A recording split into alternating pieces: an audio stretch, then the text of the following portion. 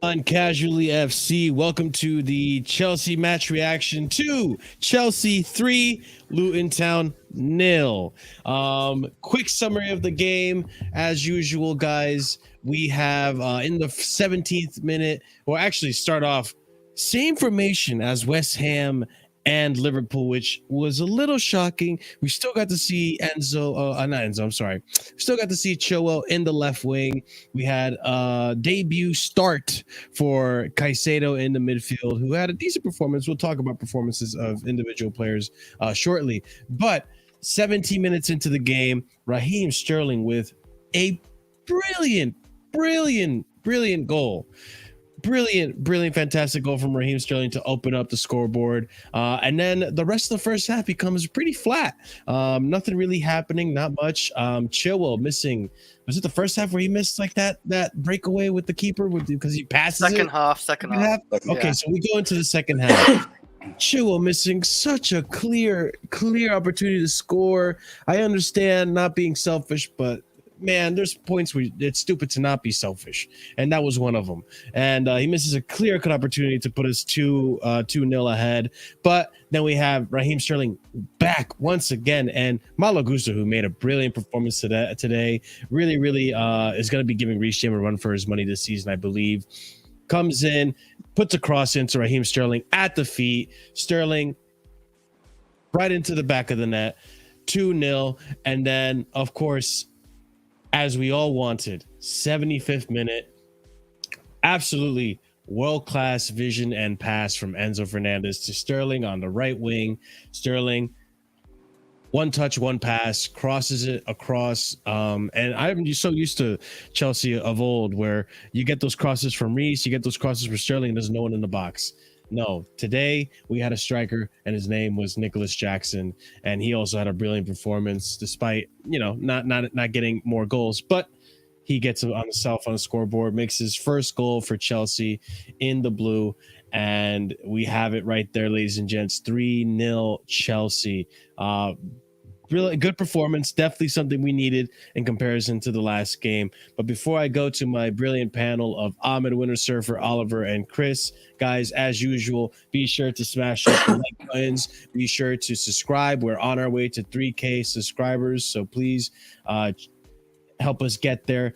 Also, check out the links in the description below for all our other content, including the Twitter, the Discord, all the fun stuff. Big up to everyone in the chat. Leave a comment down below if you're watching this in the future. Let us know what you think of the game, your thoughts, and what you think of our opinions of the game. Also, be sure to check out our memberships, 4 different tiers starting at 99p. That helps out the channel tremendously.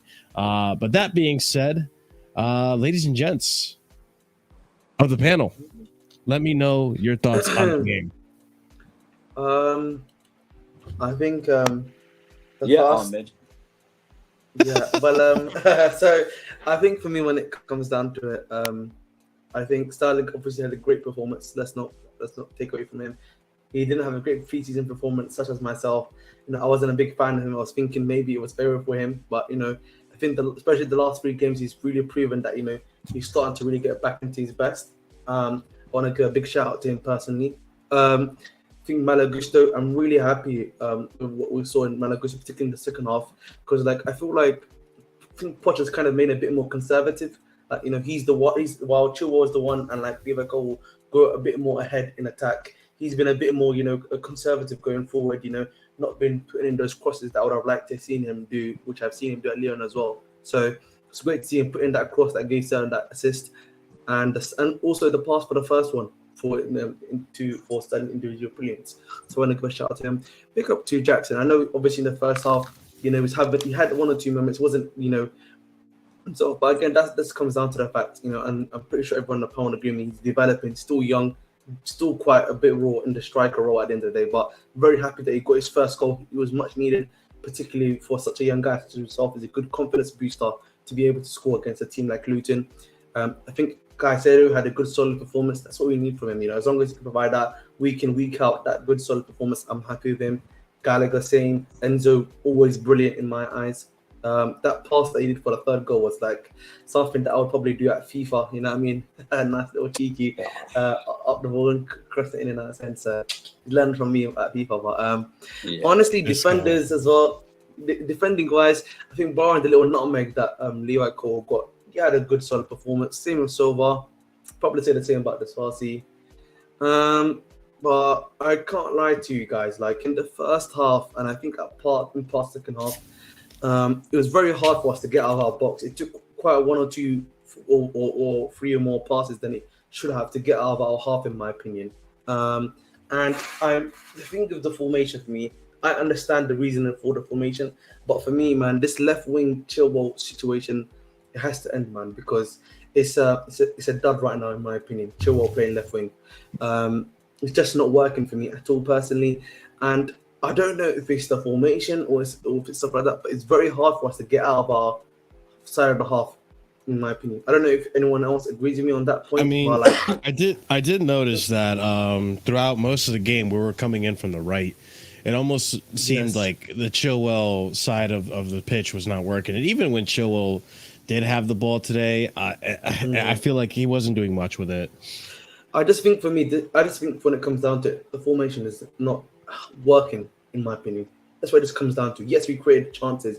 Yes, we did have performances, but I just don't think, as a whole, it's not working collectively, if that makes sense. So I just personally, for me, you probably want to be switching up formations, in my opinion. Maybe, we can have, I think it's fair to have a disagreement on that one, but that left side in particular, man, that's not it for me personally. Man. I don't think no one's disagreeing with you, and I think it's safe to say, like, as happy as all of us in the panel are that we did win this game, you got to remember it's Luton. Like, this isn't. I mean, it's an improvement than last year. I feel like last season we would have probably lost this match, but like at the same time, we're a much better team. We would have struggled for sure. We're a different team than we were last season, and yeah, we were expecting to win this game. In fact, it's a little disappointing when you look at it in hindsight that we didn't win it 4 or 5-0. We had the opportunity, we had the chances. Enzo had a shot that went over the bar. From a little bit of distance. We had Chilwell with that breakaway chance as well. Multiple shots from Jackson on the left side. Sterling with that volley as well. He could have got a hat-trick. Yeah, there was multiple opportunities to score. And I'm not saying like I'm disappointed. Obviously, I am happy that we won. But I agree with you, Ahmed. I don't like this. Listen, for FPL, it's great. You know what I mean? Like, for FPL, it's great. You got a defender that's playing left wing. Obviously, that's great. But FPL aside, I understand Chilwell can strike a ball. I understand Chilwell can, sometimes outpace players. He's got the stamina to do it for 90 minutes. I get that. But at the same time, when we're trying to, one of the things that I saw in preseason that I liked a lot about our team was our link up and fluidity in that link up, fluidity in counterattacks, fluidity to pass the ball back and forth and keep running forward. I feel like Chilwell stagnates that. And I don't think he adds to that fluidity that we're looking for. I don't know if you guys see the same thing or disagree with me on that, but by all means, rest of the panel, go ahead and take it if you want. I don't care if it's only Luton, because if we drop points and if you drop any points to them, people would have said, "Oh, you should have done this." So it's Luton. People don't rate our attack, including our own fans. So why would we not celebrate as that 2 of our guys are off the mark? A win is a win. I would take it all day long. 3 goals was the minimum I wanted today, and I got that. I'm absolutely fine with the performance. I thought, I've seen on timeline that people were saying it was a disgraceful performance. It was before we scored a second goal that Luton deserved something, even though they had like 1 shot on target, or Luton getting back in the game. They had more of the ball. They had parts of the game where they had more possession of the ball, but that was it. Listen, I think people instantly thinking the rivals do, and they can do that all the same. We spent £1 billion, so we should be smashing teams and challenging. I got that today. Sure. I don't know how then you can say we should be challenging and smashing teams when you don't rate our attacks. Doesn't make any sense to me whatsoever. Plus, I agree, the formation doesn't work for me. Doesn't work with Chilwell playing as a left winger because he's not natural to it. So it takes away. I think you can see that if Jackson and Sterling have another attacker up there who's natural like that, even like an Ian Maatson, I think it benefits them. I think it will benefit them in the long run. All in all, I would say it was a good performance. Like I said, that Sterling goal at first one is a contender for goal of the season. Don't care if it's against Luton or not. That was Mo Salah that did that against Luton. You did the Scousers bloody talk about it 5 years from now. Do you know what I mean?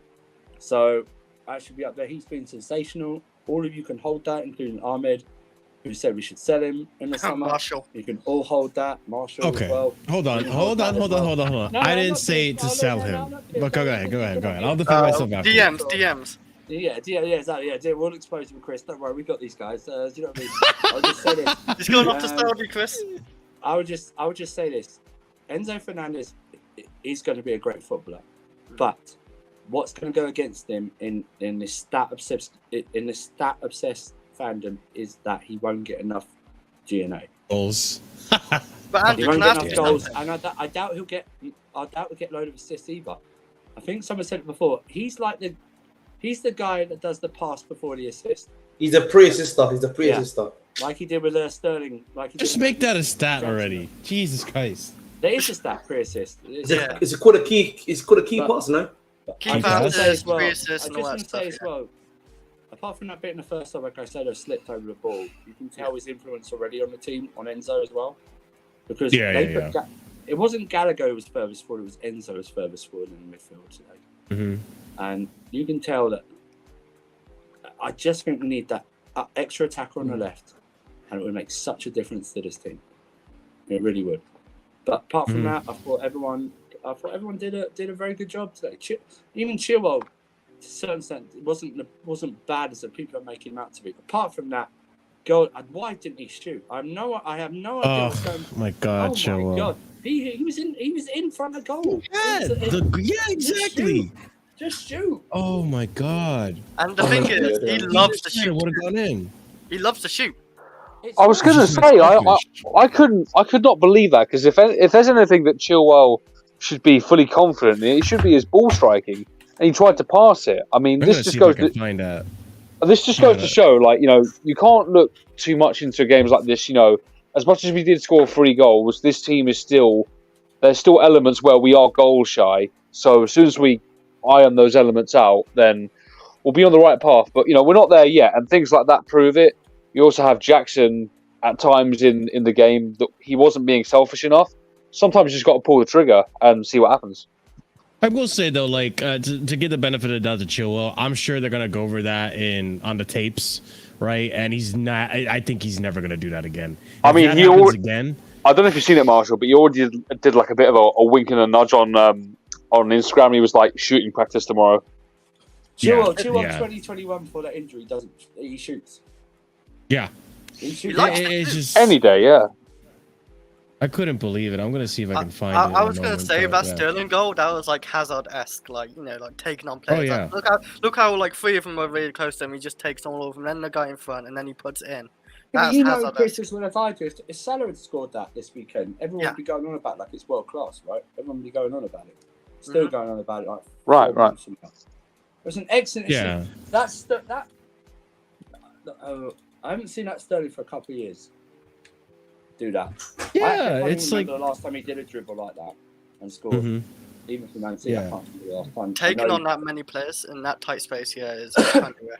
And he hit with Maybe his he left needed foot. the number That's not 7. his right foot, He that's did, his yeah. left foot, his weaker foot. So. Yeah, he used his weak foot. He kind of cut in, and that's one thing I didn't expect. I mean, we'd all been kind of saying on here, like, don't put Sterling on the left because his weak foot isn't good enough. But hey, he scored that goal, so who are we? I guess maybe he's all right on it. Smash the like button, you freeloaders. It's 23 likes, 72 people here. Yeah. Leave Oh, these 50 Jesus. likes, please. Smash of the. One Hey, Come on, that's capital. just his conversion rate there. Come Come on, you do One better. Smash up one. those likes. Smash the like button. Yes. One. Smash it. Yeah. Come on. Please and thank you. Thank you very much, guys. But Wonderful, hey, I gotta casual defend freeloaders. myself. I gotta defend myself real quick. Here we go. I was saying Watch him, Chris. Let me get I the would DM out. contemplate. You can get the DMs out. I would contemplate selling Sterling if he doesn't pick up his performances come January.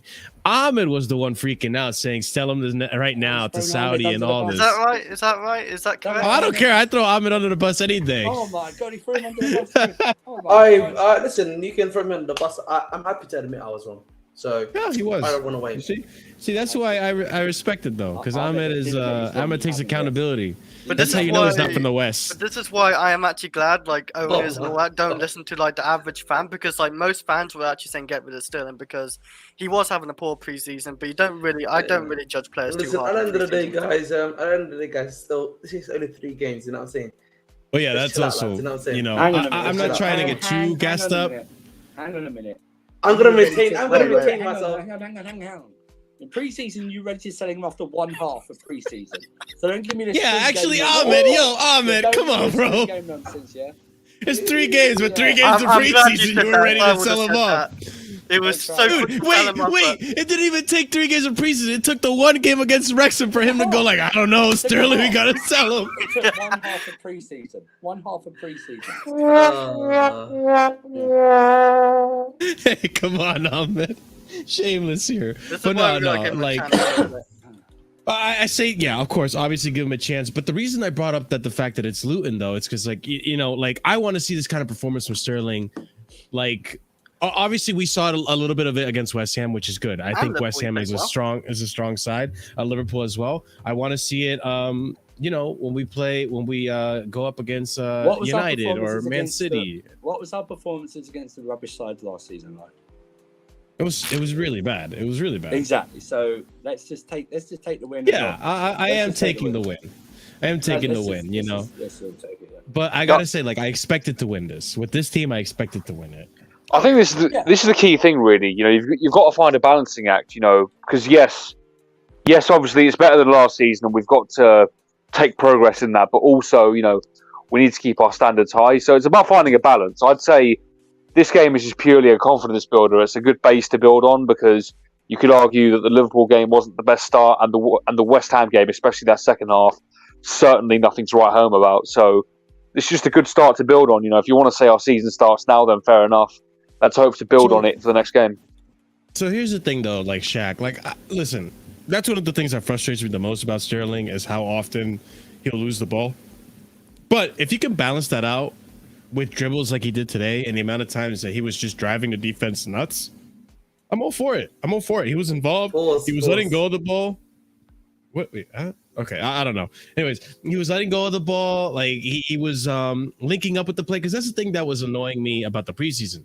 This man was just doing everything by himself. Now it seems like he's, and someone said this before. This isn't my idea, but someone said that like Sterling seems to work better when he's in a system, and I think now that he's had a little bit more time to work with Poch, I think he's understanding that, okay, this is the system you want me to play. You want me to link up more. You don't want me to dribble as much. You want me to be more selective, find the spaces and dribble into those spaces rather than trying to, you know, do everything on my own.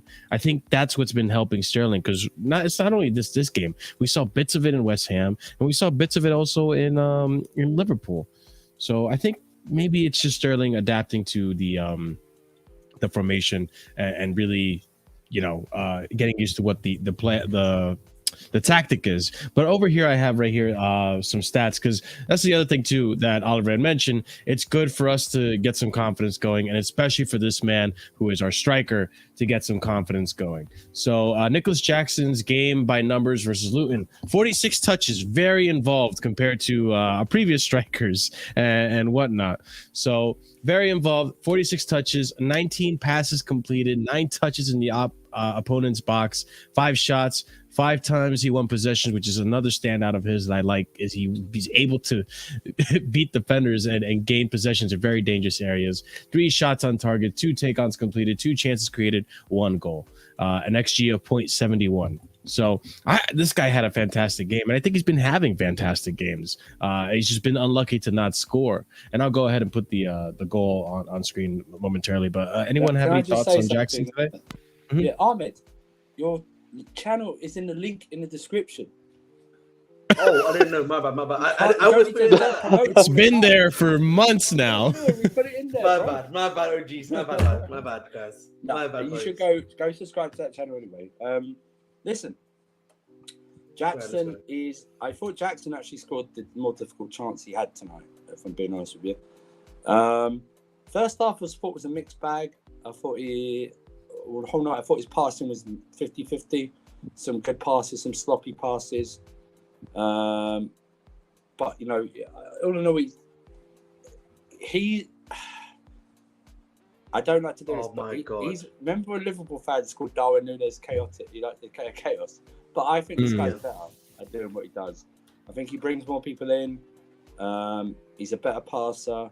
I just think we need to get him some more help. That's why we need another person on the left-hand side. He's definitely struggling without Nkunku, I would say. I think he's just struggling without an option on the left-hand side, an actual attacking option on the left-hand side. Fair enough. I think he had that because we were very right dominant, very right-side dominant in the last 3 games, all games actually. Because of that, a bit more left today, I thought, especially in the second half. But all in all, he's very good. But we need another option in case this guy goes down. Do you know what I mean? Whether he starts or doesn't start, we need another option up front or another attacker. Whether it's a full-on striker or another creative player, we need someone because our bench was rank ass tonight, man. I don't know if you guys saw. I don't even know who Eddie. I don't even know who Eddie Beach is. None of the Cobham sexuals actually brought his name up at all online. It's a goalkeeper. Oh, is he a goalkeeper? See, I don't even know who that guy is. And then Pochettino made a comment. Cucurella's the oldest person on that bench, 25. By the way. I was actually going to say something. To actually back to your point, bro. Pochettino literally made a comment in the post-match press conference saying, he's saying that he wants a striker who can play all across the front line, but not an out-and-out number 9. Not so, a striker. I don't know what that means. He wants a forward. Yeah, so that's one. Yeah. What can I make a suggestion? And I don't even like this idea because I think he's not that good. What's the betting we go for João Felix again? Nah, I think we're gonna go. I don't see it. I don't want it. I think personally, the club's going for Bradley Barcola from Lyon.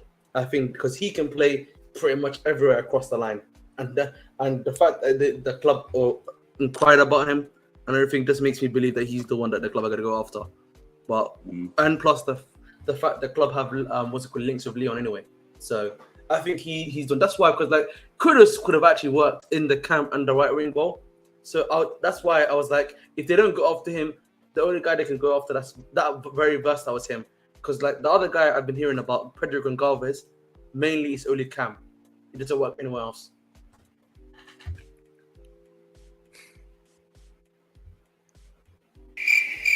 Someone else talk. Man. I'll go for a second then. I was waiting for the moment to use that button. VSF for heavy lifting out here, man. Come on, man. Yeah, sorry guys. No, I can't. Chris tried and he hurt his back. I just can't see Felix. Pause, man. Pause. Oh my god. Oh, no, I can't see it being Felix. I mean, literally one of the first things Poch did when he came to the club was decide that okay, we're not going to extend this guy's loan. And I'm just not really a fan of his attitude, really, like the way he's been stropping about Atletico. Like, just get over it, man. Like, Do you know what it is, Oliver? I'll give you a quick thing, yeah. Apparently, the reason why the club actually, and the reason why Pochettino doesn't want to go after Felix to come to the club is because of Frank Lampard. I don't believe.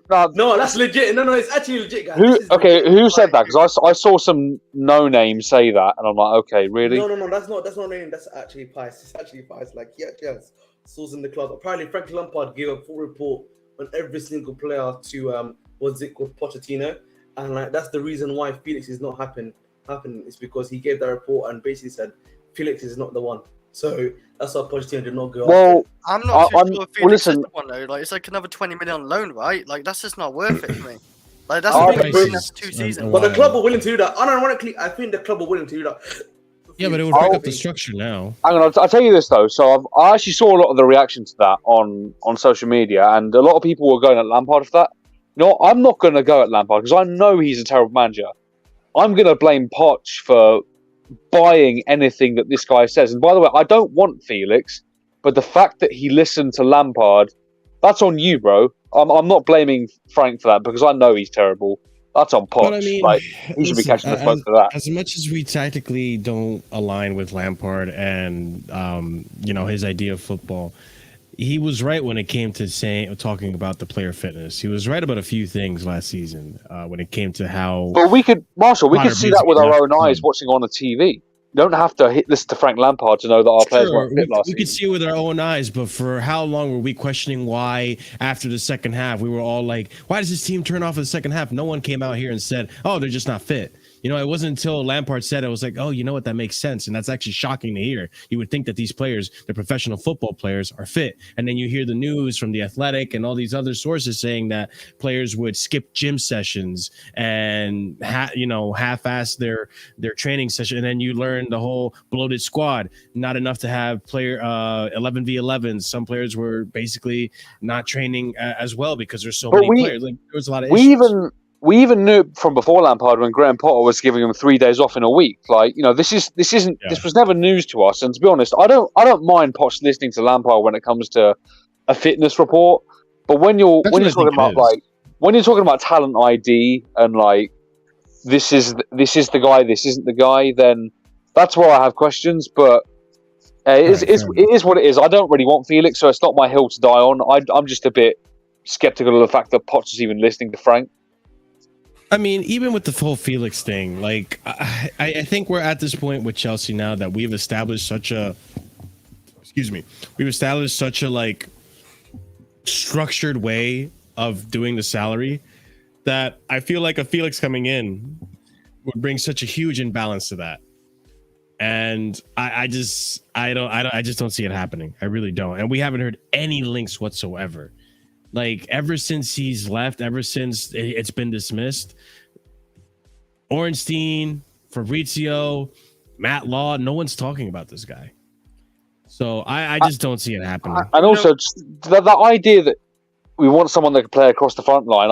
Felix is not a striker, like, or at least he'd be a second striker in the front too. But that's not what we're looking at.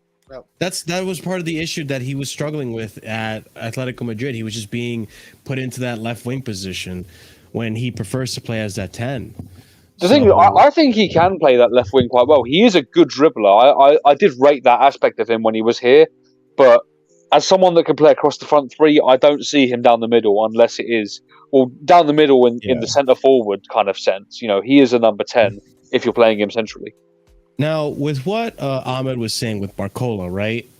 I have my doubts with Barcola now because I feel like he wants to move for PSG. I really think he's trying to get that move to PSG. And I think recently I heard that he's trying to force it now. No. He said that he wants to leave the club. The only Fraser Fletcher said PSG's been the one that's been negotiating with them for the longest now. We only just stepped into the picture last week. Lavia wanted Liverpool. And then you saw what happened. Fair enough. It doesn't necessarily need to be. Yeah. So for me, it doesn't necessarily matter if you club want. If we are able to come in and make the biz that we need to do and everything, that's what should matter to me. But what if we get Brennan Johnson? That's what I mean. Like, I'm not. Tottenham is literally going after that guy. Like, they actually put in the legwork. Isn't Brennan Johnson normally a right winger? Okay, but PSG didn't put in the legwork. Where's this logic coming from? PSG have not put in the legwork. They've only agreed personal terms with him. That's the only difference. With Brennan Johnson, they've actually one more sub gets us to 2,200. So I'm just saying. Hey, you can be that lucky person. Please and thank you. I was gonna say I don't think any of us would like actually Brennan Johnson. He's got great movement and everything, but listen, Chris, it's not a matter if we like him or not.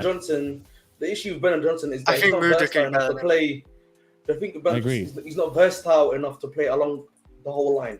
He can play the right and strike, but I don't think he can play left that well. Yeah, he literally cannot play even the centre. If you want to play him in the middle, for example, he can't even play it in the camera role. So that's why, for me, he's probably off the list anyway. So and we're not even interested. I don't think. It's just the links. The links are so strong. I mean, I've been seeing so many people report about Brendan Johnson, including Matt Law. But even Chelsea said they're not interested though. Like, he's a good player or something like PR. Yeah, it came out recently that we're not interested in him anymore. Yeah. Yeah, like Marshall, I'm pretty sure we talked to it on his channel. Sorry, and with the Spurs thing, isn't that the player's preference as well? He prefers Spurs. Yeah. So there you go. And the thing with Barcola, he's not said that his preference is just PSG. He just said that PSG is the one that's been negotiating. He just agreed personal terms with them. So if Chelsea come in, agree personal terms with them, and plus of our relationship with Leon, we can probably get a much better price for him. And plus, I don't think the club are. And someone said this on Twitter that I know, and I think he's making the right point. I don't think the club want to spend more than £50 million. 50 million or like lower is probably what they're looking for anyone they're trying to bring in at the end of the day. So, and he's £42 million.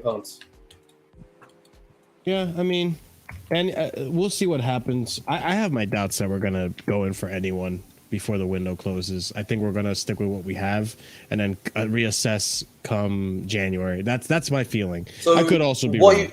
I understand that, Marshall, but what you're saying is then we're basically gonna have to play what's it called, Chilwell left wing, and literally teams are already gonna know the right wing's our danger area. Is Mudryk out for long?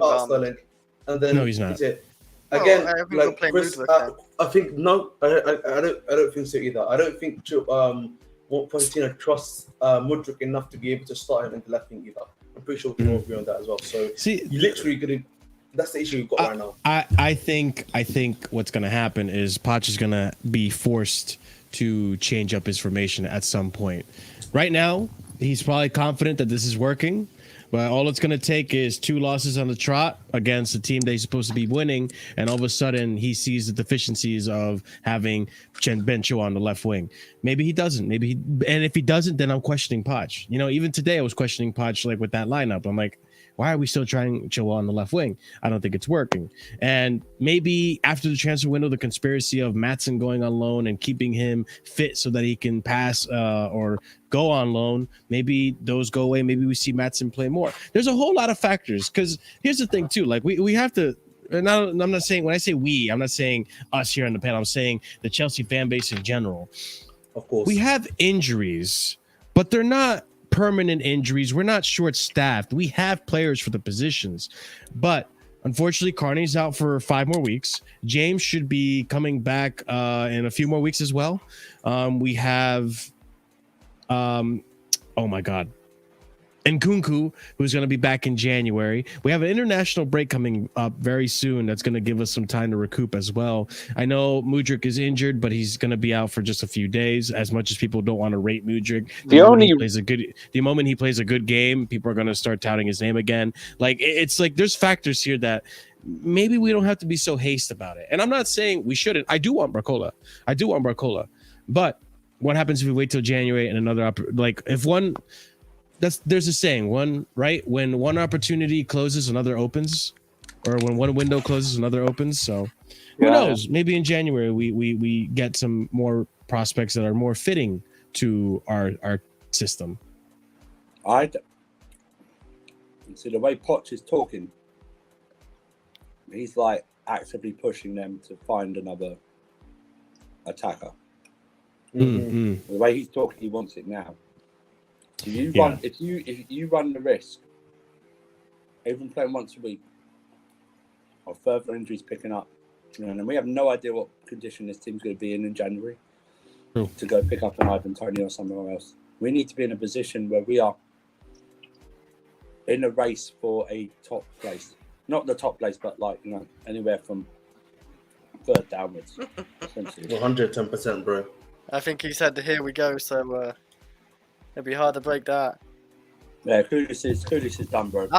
I was gonna think we still got Lukaku. Maybe we can try swap him for. Swap he's him. going Roma. Jesus Christ! Jesus, I didn't say let's play him yet. I don't want to pull your hair out, but swap. No, I said he's going Roma. He's going Roma. That's what I said.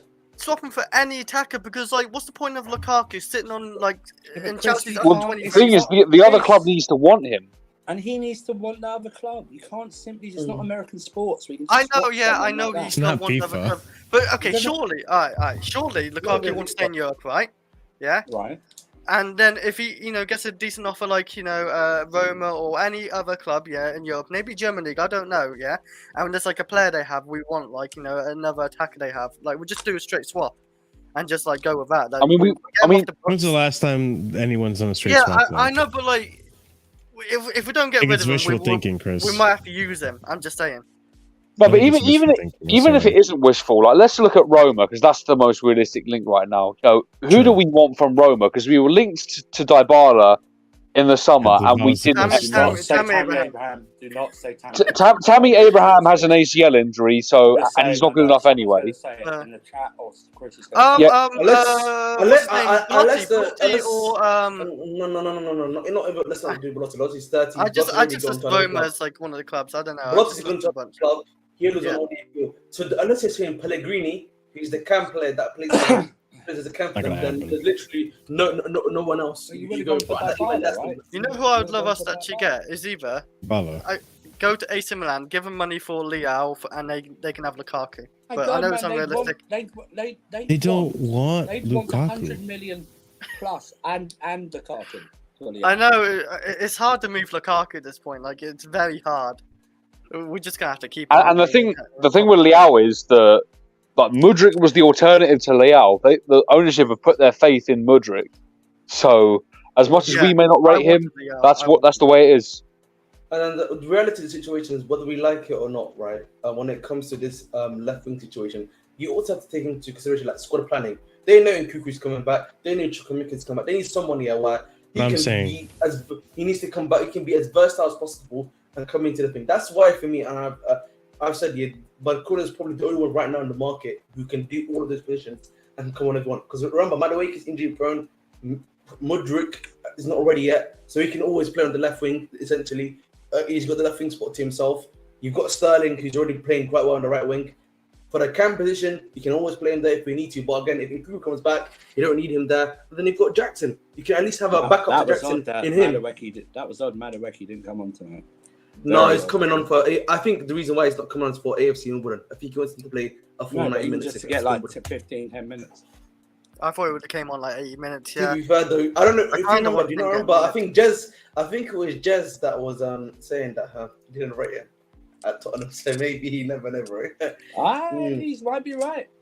That's what I'm saying to you, bro. So you never know. That's what I'm saying. Just saying. Might be right. That's the point I'm trying to make to you. It might be. Might not be long for this Stamford Bridge world. That's what I'm saying to you, bro. That's. Or maybe, to be honest, it could be the fact that we don't matter Wake, bro. That guy might be a muscle injury. If we don't start against Wimbledon, then we definitely know.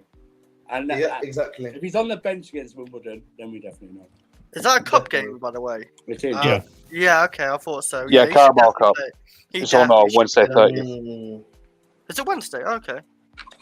Yeah, it's Wednesday. Ah. Yeah, No, but we do I have. probably would be expecting. I think I'm expecting probably Ugochukwu to start. I don't know if Levy's going to start away. I think he's probably going to still get more fitness apparently. And then I don't think he's ready to start yet. But I definitely think Ugochukwu's going to start. I mean, Leslie's the only alternative we have because Santos is now on loan at Forest. Yeah. Unironically, shout out to Ugochukwu, man. He's been quite a tidy player. Yeah, Ugochukwu is a very tidy player, man. I respect it, man. And Lavi's not fit enough either. Hey, wait. Sterling's playing pretty well. Why are you pissed like Sterling is here? He's the one who's saving our attack right now. Yeah, I mean, to be yeah. fair, Sterling has been our Gallagher's most brilliant attacker in the last 3 games. Like, you can say that for Mudryk or Madueke even. Like, you can't say it about Sterling. Sterling's like most experienced attacker. I'll even give you He hasn't Jackson, got- to be honest. Yeah, like Jackson's done okay, but like he hasn't done as good as Sterling. But like, yeah, you gotta keep Sterling that team for the experience. He's a proven winner and everything. Like he knows how to win games. He's won us the game today as well. Like he was man of the match as well. So you don't want to give it to Sterling. Why do we need to get rid of both of them just to get Kudus? We've just got Kudus in to play with these guys. I don't understand that. You know how cheap Kudus was? They got it for 45 million euros. You know how much money that is? Bro, that's Gallagher.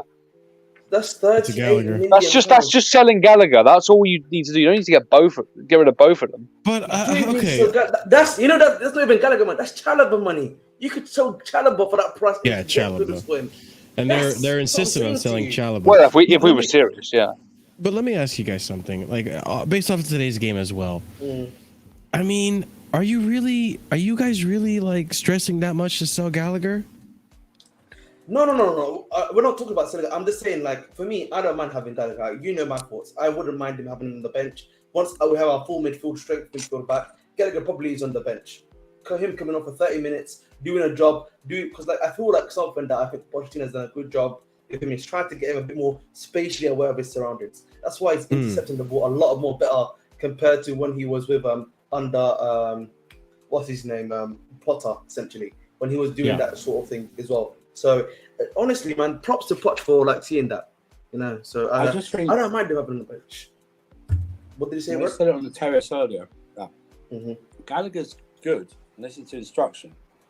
The further he gets up the pitch, he becomes stupid.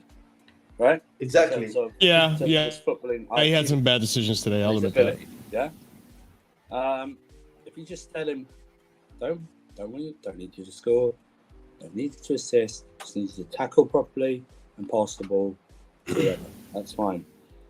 And for nearly all the game, probably actually all the game, he did that. Absolutely fine. And he's done that for nearly all the games. Okay? So if you do that, that's absolutely fine. Now, when Lavi is fit, Gallagher, for me, my option would be to leave Gallagher on the bench. If you're going to play all three of them, that would be my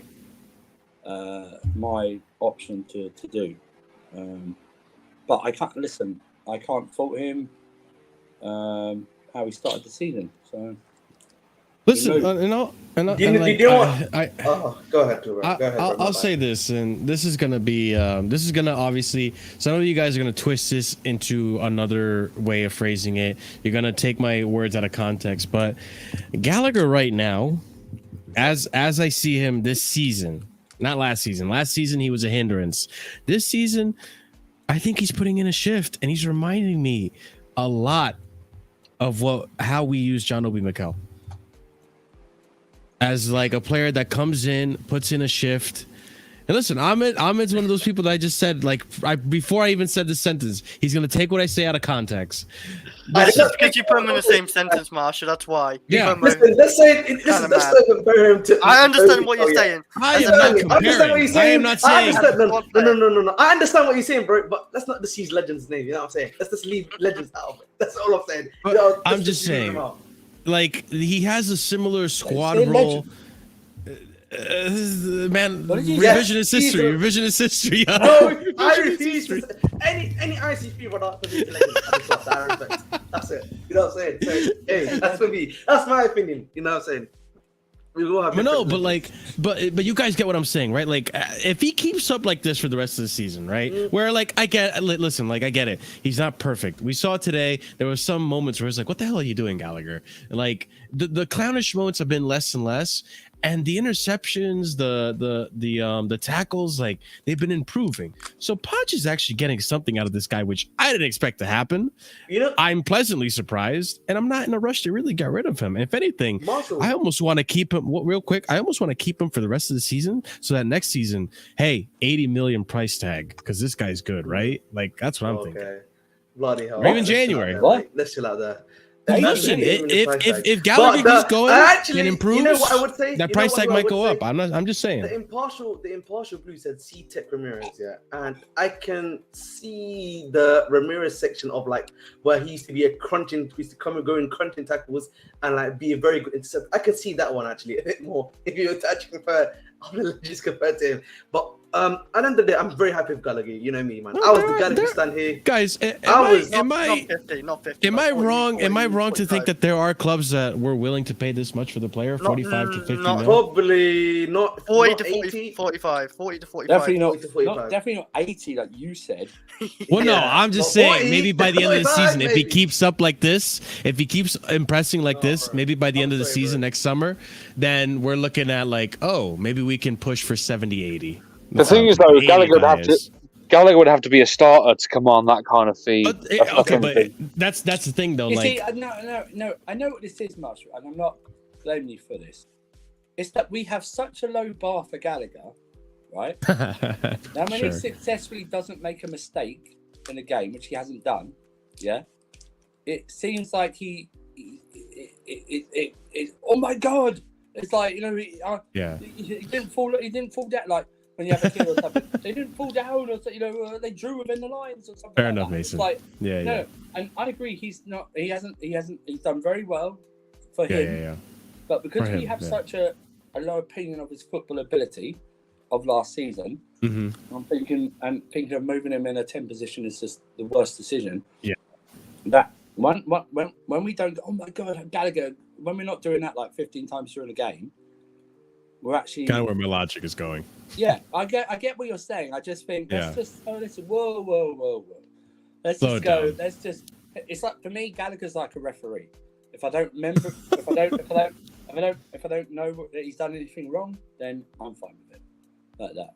Yeah, Just, I mean, we'll see. Because like Oliver, what you were saying is like, if he starts right, I guarantee you we're not gonna go this whole entire season without Enzo or Moises or Lavia getting injured.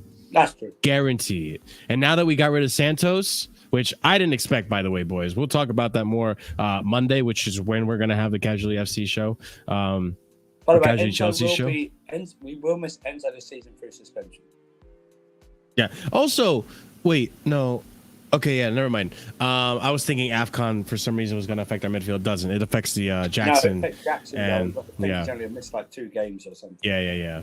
But that being said, like there will be time and a place for Gallagher to get starting minutes, and I mean we'll take it from there. Well, I mean we'll see what happens with him. I mean he hasn't really stepped a foot wrong, and again I know the bar is low for Gallagher, but hey, I can't look at this game and be like, damn it, Gallagher. I think it's good to praise him, but it's like I think we're praising him for not making a mistake.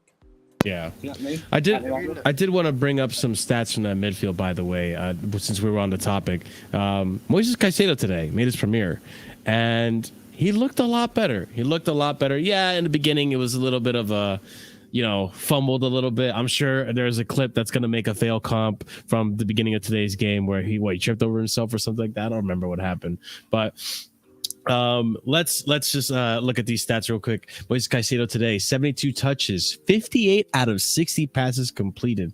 That is almost 100% pass completion rate. 6 duels won, 2 out of 2 tackles won, 2 fouls won, and 1 interception. Listen, he looked a lot more lively today. Stats to that, by the way, I saw like Paise 3 interceptions, 2 blocks as well. And, okay, I'll look up Paise's thing. Yeah, 100% long ball success rate. The 58 out of 60 is the same as well. The 72 touches ain't there, but 6 out of 10 total duels won. Yeah, it says 6 there, but 6 out of 10 duels won. So he messed up on 4. Dribbles passed 0 times today as well. He got dribble passed 0 times today, so no one dribble past him. The only times that one person got past Caicedo is because he slipped over on the ball a bit, didn't he? And they took the ball off him and ran past, but that's not dribbling past him. He looked very good as well today, though. He did. He looked a lot better compared to West Ham, because West Ham, he did not look with it at all. Like he didn't look sharp or nothing. He didn't look like he's had any like type of like pre-season or anything. But he did have that minutes of like 20 minutes.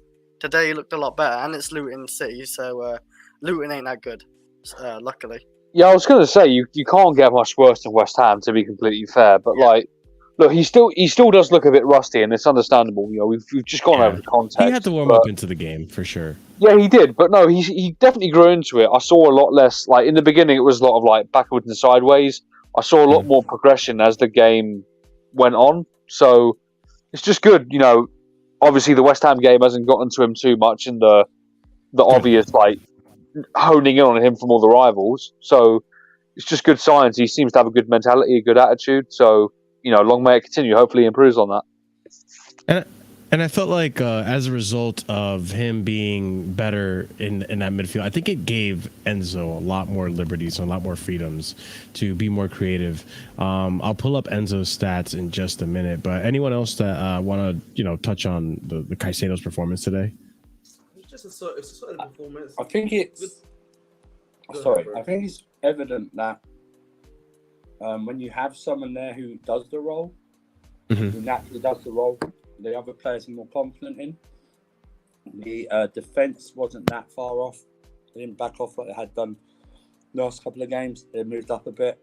Everyone moved up a few yards. Enzo was allowed a freedom because they initially at the start of the game they put Gallagher in the further head role, and it was actually Enzo who had more of the free role. First 10 minutes he started off a bit shaky. Had that slip that they had a shot with that went wide. Yeah. That's what everyone was laughing at. But apart from that, he patrolled the area well.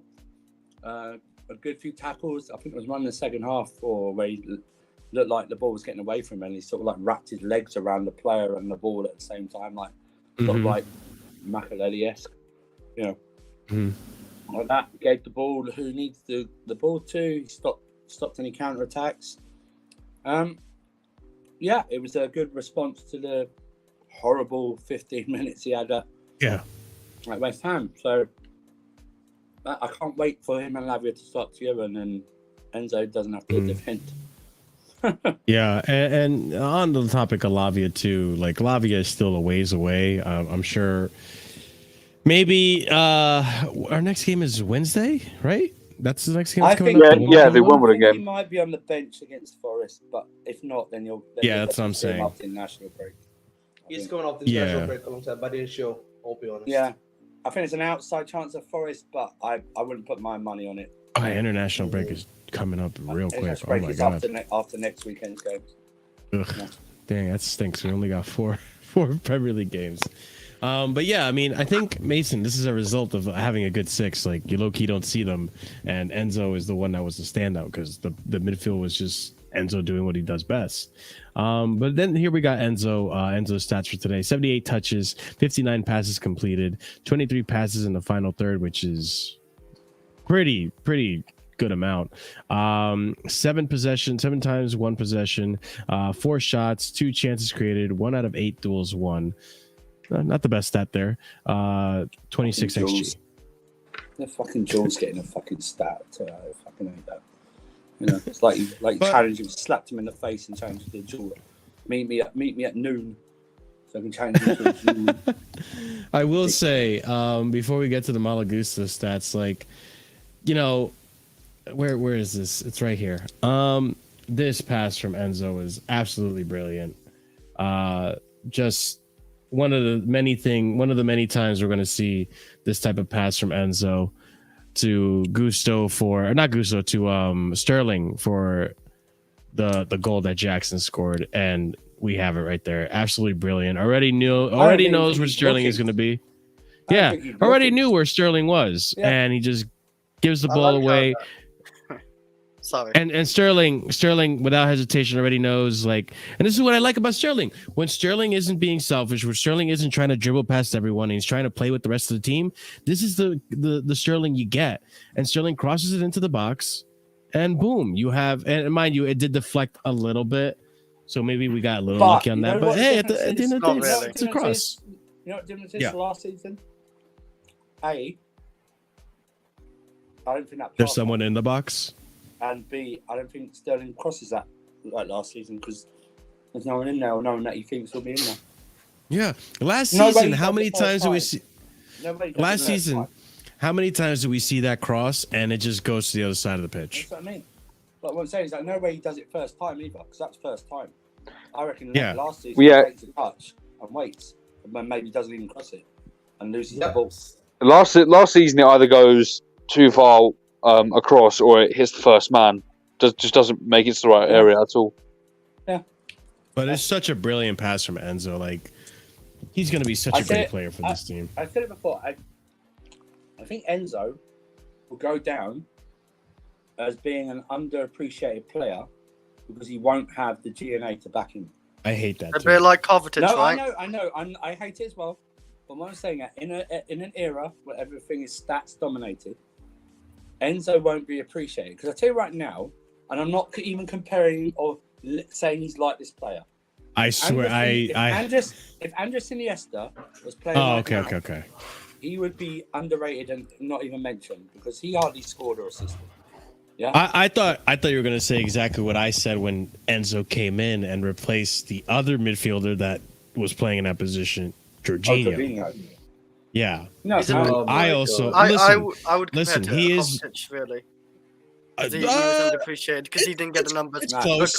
I'm not saying. I think Enzo's going to be a better player. Fabregas. No, he's more like a Fabregas if you're going to compare him. I'm not saying like the type of player he is, but I'm just saying in the sense of like and mind you, I think for what I want out of Enzo, which is more attacking output and more creativity, I think Enzo is the better midfielder than Jorginho.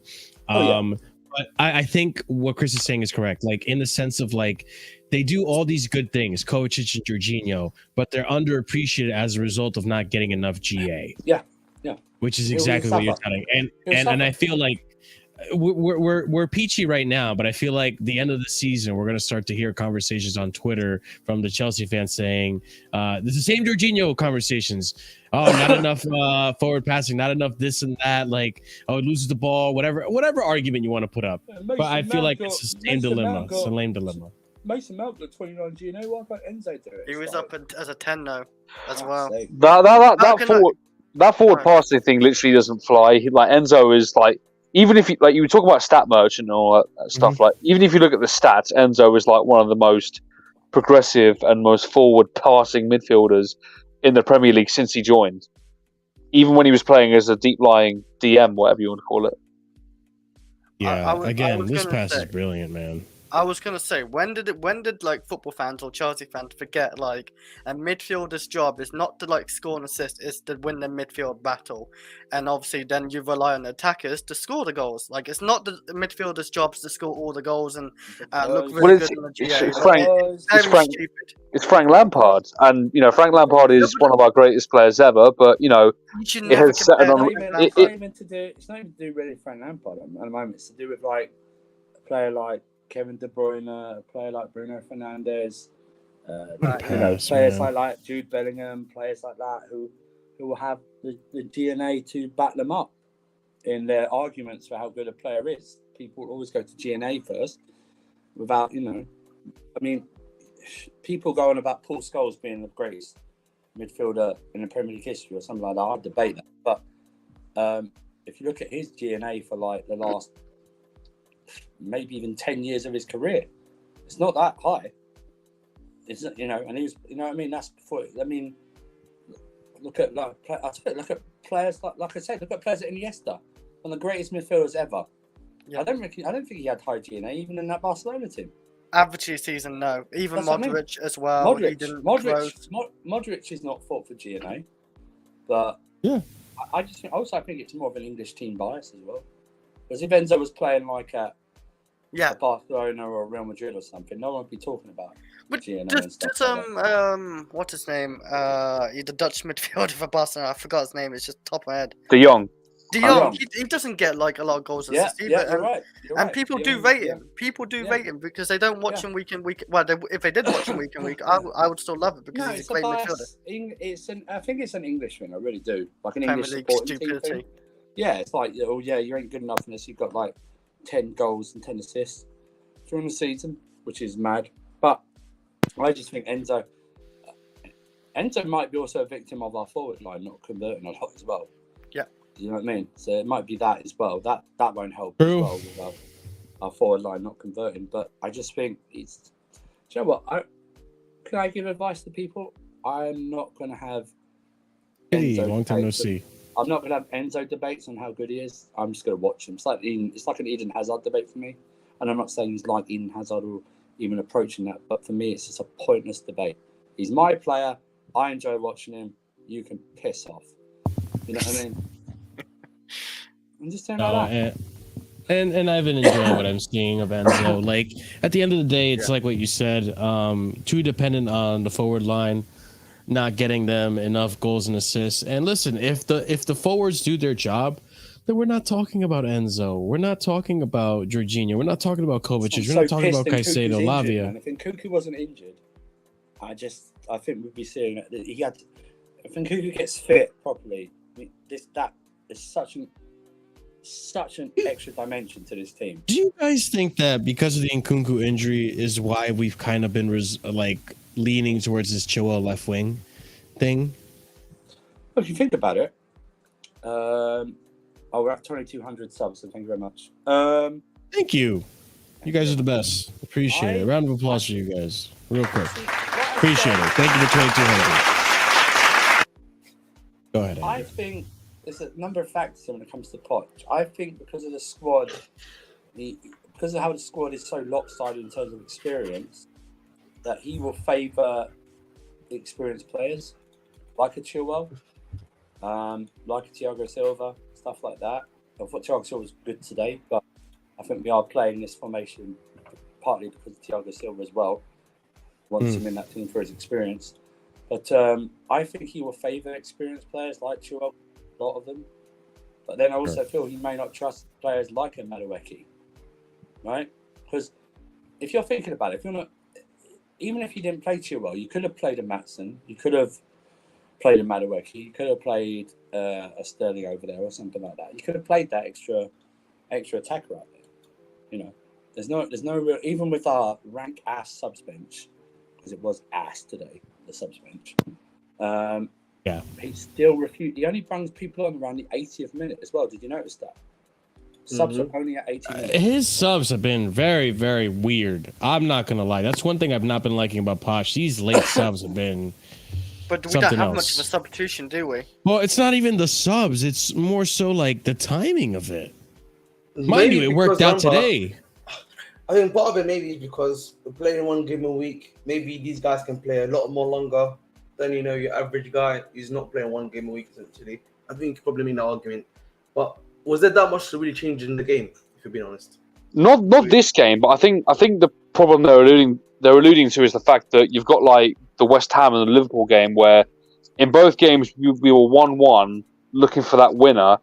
In the Liverpool game we didn't even score. In the West Ham game we just conceded. So it's about trying to add that element into to push it over the edge. Like Ahmed, real quick before you go off. Look at the benches. I will say this quickly. That's fair. Benches. I know that. But Ahmed, let's look for example at the West Ham game. The substitutions, Potter. Wow, substitutions that Potter was making. I'm stumbling on my words right now.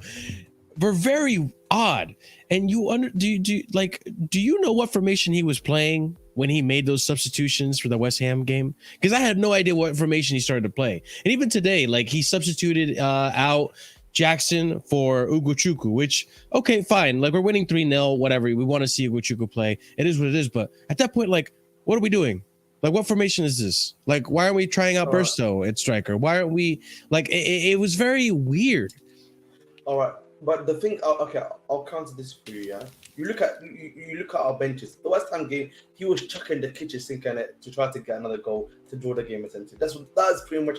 I can give him that one for the West Ham game. But he wasn't even substituting in attackers at that point. He put in Caicedo. Yeah, because he was trying to play Gallagher further forward essentially. That's what he was trying to do in that game essentially, to try to get some level of attacking tendency out of him in that game. So I don't have a problem. Go ahead, bro. I don't think anyone. No one had a problem with his subs. I think it was just. I think we were just maybe. How late? Even after we scored the third, like that. Maybe it is late, but it's also the tactics. Like what's going on with the tactics with the subs? I just think maybe this. Maybe we weren't that overworked. You know what I mean? If you think about it, Caicedo played 90 minutes, right? Yeah, I think Caicedo played the full 90 today. That's his first 90 minutes. Is his last. Look it up. Right? You know what I mean? Yep, exactly. Yeah. I just think we weren't. I mean, Luton had the ball. Played full 90. Holy shit! They didn't really run us ragged, stuff like that. So, and also, I just think maybe he just looked at his bench and went, maybe I'm going to play most of these. Like you said, maybe I'm going to play most of these lot against Wimbledon. You have to look at it also like, are you going to play, like, you've got Eddie Beach and then you've got the other goalkeeper. You've got to take the two goalkeepers out immediately, so that's like you're down to 7. And then you've got Bashir Humphreys, unless there's an injury, he's never getting on. So then you're down to 6. Yeah. You got Burstow. Did come on, right? Burstow did come on, right? Yeah, Burstow came on. Against West Ham. Burstow came on, got his minutes. Ugo came on, got his minutes. Maatsen came on. If I'm on the bench and I can't get on this game, the two I'm looking at is Cucurella and Madueke. And I'm going, oh, wow. That's true. How come I can't even get 10 minutes? I didn't even think about that. I think I didn't think about Cucurella at all. Cucurella hasn't even played all season, has he? Yeah, he has not played a single minute. Well, the thing with Cucurella... He did be on Burstow as an offensive base. He's a striker. So. Yeah, he is. I think with Cucurella, though, is that, people think this is a back five. It isn't. You know, Colwill was playing as a left back in a back four. Yeah. So, you know, we're not going to put Cucurella on the wing like Chilwell because them two attacking is night and day difference. What about left And back? Colwell's got that left back position locked down. So I'm not saying it's just stop, the way but it like, is. come on, like. I do agree with That's what I I do find agree with hard. Andrew about the fact there's no point of bringing attackers at that point once we're 3-0 up. Like Madueke, literally, he's going to play another random 10 minutes there. I think for me, if you're going to play him the full 90, play him at least at AFC 1 within a full Can I 90 just, minutes. On Facebook. Sorry, I shouldn't have said this. Go ahead, man. Yeah. Chelsea old boys unfortunately passed away in the last couple of weeks or so. Rest in peace. He's a major contributor to Chelsea channels in the chat. Always here, always, was very respectful. Never said a bad word. Always kind, always DM me a lot, saying kind messages about this channel as well. About the channel. There should have been. My Wi-Fi went mad, so I don't know if there was an applause in the 53rd minute or whether that's getting arranged for the other game. But yeah, he passed away a couple of weeks. So rest in paradise to the Chelsea old boys. Very respectful and very nice man to those he messaged. Yeah, he's been in this chat a few times Yeah, as well. very So respectful, very respectful, by all very means, always willing to hear other people's opinions and stuff like that. Never didn't have any agendas. Was never interested in, whatever the word, love first. Stuff like that. Yeah. Just wanted a spirited debate and stuff like that. So, rest in paradise. Chelsea. Rest in peace and condolences to all his close friends and family, of course. You will be missed. Sorry about that. Yeah, no, it's fine. I wanted you to do that. Yo, guys, on a quick side note, you know what? We'll discuss it. No, we'll just go off air. Sorry, we'll discuss it off air. Direct. I think Josh is right, though. I think Cucurella might be sold or sent on loan, at least. Bro, I told, but if that's the case, Andrew. Matson came on, so that would mean to me that he's more interested in keeping Matson than he is Cucurella. Because if he was going to get if Cucurella, because remember the window ends literally would have ended an hour ago next week, right? It would have ended, I think. So I think he's going to keep Matson at all costs and have him as whatever left wing, left back, and sell Cucurella, either sell him or put him online. Because what else do you do with him? I think if Saudi came knocking, Andrew, I think we would take the offer. Like, if say 40 million came in, I think Chelsea would take it because they would ask much. Like, what do you think about? They snap your hand. The minimum loss they can take in the sky, they'll accept it. They'll snap your hand. Like, I don't see Klopp, not Klopp. Poch use that. I'm mixed up. Listen, too, man. big up to Josh as always. Nice Who's our manager? But, He said Klopp. I said Potter. Oh. I don't know. Maybe I had too many painkillers today, man. Hey, let's do this. Let's go back to Brighton. I honestly, honestly, for me, when it comes to Cucurella, if he's getting sold, I'm happy. If he's getting loaned as well, yes, that's happy. But then it just comes down to, again, why did we sell Lewis Hall? Honestly, I know people might not like to hear that, but if that is I tell you why we sold Lewis Hall, because like all things, he's been overrated. Just because the other two didn't play well last year. He doesn't know what. I know he'll mostly play at left back for Newcastle, but I think he wants to play midfield. First of all, Third of all, he's pure profit. So that helps with FSP. Okay, Pure profit. That's all it is. And we're going to make profit on him to offset a loss on Cucurella. That's what it will be. No matter what we sell Cucurella for, it will be a loss. Even with depreciation on his contract, it will be a loss. So that's why I think we sold Lewis Hall. I wouldn't get over it like, oh no, we sold Lewis Hall until I actually see him do something. Hard millies. If he turns out to be like a Kevin De Bruyne player, I know not same type of player, but like level wise, then yeah, we're gonna look very, very. No, we're not. We're not. I'll tell you why we're not. Listen, he hardly played for us. Yeah, I know. It's like Kevin De Bruyne hardly played for us. We can't call him a loss. Kevin De Bruyne, we didn't know what he was going to turn out to be. We sold him for a profit, and he only played like 4 times for us. So, Wait, can I also bring up something real quick? Real quick, let me answer your question, Shaq. It's a loan, but if he hits certain criteria, then it becomes a mandatory buy. So there's like a clause in there. But the second thing is too, like, everyone keeps bringing up Salah and De Bruyne, Salah De Bruyne. How out of all of the players from the Chelsea Academy, Chelsea Youth, whatever that we've sold, only have lost out on Salah and De Bruyne seems brilliant to me, because we have sold so many of these youth and young talents, and only Salah and De Bruyne are the ones that are brought up. Well, don't make the mistake of other ones. don't make the mistake of thinking that Salah and De Bruyne are academy. They're not academy. Oh, you know what I mean by youth? We had like youth prospect. That's what I mean. In terms of academy, the only one I can think of is Musiala. And Christensen. Okay, Musiala. But Ahmed, we got a bit up in the air. But Ahmed, we did get a fair bit out of Christensen. He was already integrated into the first team. So I think there's a difference with that. Yeah. Plus, So let me like, just say this, right? Salah was sold to Roma. Florentina. Fiorentina first. I remember. Florentina. I remember when Liverpool signed him. You know what the reaction was when Liverpool signed Salah? It was laughter. From every other fan base, it was laughter that they signed him for 37 million. Yeah. Because they hadn't watched him at all in Italy, and they only remembered him playing for Chelsea and leaving as a flop. So don't all this like, oh yeah, we shouldn't sell him. I will just, if you have that argument with anyone who's not a Liverpool fan, and just remind them that their fan base all laughed at that transfer when it happened in 2017. 37 million for Salah? You're mad. Yeah, what's he done? Not one academy player that we've let go have I ever regretted. No. Mason Mount. I'm just kidding. I regret him being here. That's what I regretted. Feels a K a week, bro.